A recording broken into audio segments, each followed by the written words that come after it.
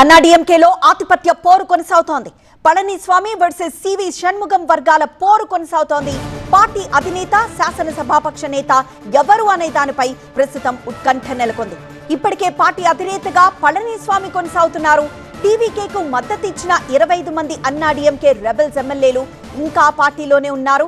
అయితే టీవీకేకు మద్దతు ఇచ్చినందుకు పార్టీ పదవుల నుంచి సివి షణ్ముగం మద్దతుదారులు 26 మందిని పళనిస్వామి తొలగించారు. పదవుల నుంచి తమను తొలగించే అధికారం పళనిస్వామికి లేదు అంటూ ఇవాళ మీటింగ్ పెట్టుకున్నారు రెబెల్స్.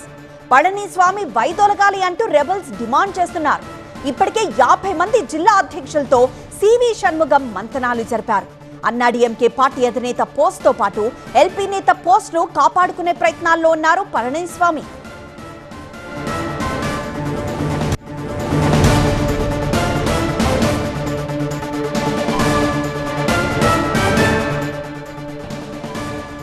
ఇవాళ జిల్లా అధ్యక్షులతో పళనిస్వామి మీటింగ్ జరుపుతున్నారు. పార్టీ అధినేత మాటే శాసనం అంటోంది పళనిస్వామి వర్గం. వెంటనే పార్టీ జనరల్ బాడీ మీటింగ్ పెట్టాలని రెబెల్స్ డిమాండ్ చేస్తున్నారు. కొత్త అధినేతను ఎన్నుకోవాలని రెబెల్స్ వ్యూహం రచిస్తున్నారు. శశికళను వెంటనే పార్టీలో చేర్చుకోవాలంటున్నారు రెబెల్స్. వేలుమణే మా ఎల్పీ నేత అంటూ స్పీకర్ కు లెటర్ ఇచ్చారు రెబెల్ ఎమ్మెల్యేలు. పళనిస్వామి మా ఎల్పీ నేత అంటూ లెటర్ ఇచ్చారు ఆయన మద్దతుదారులు. ప్రస్తుతం స్పీకర్ నిర్ణయంపై ఉత్కంఠ నెలకొంది.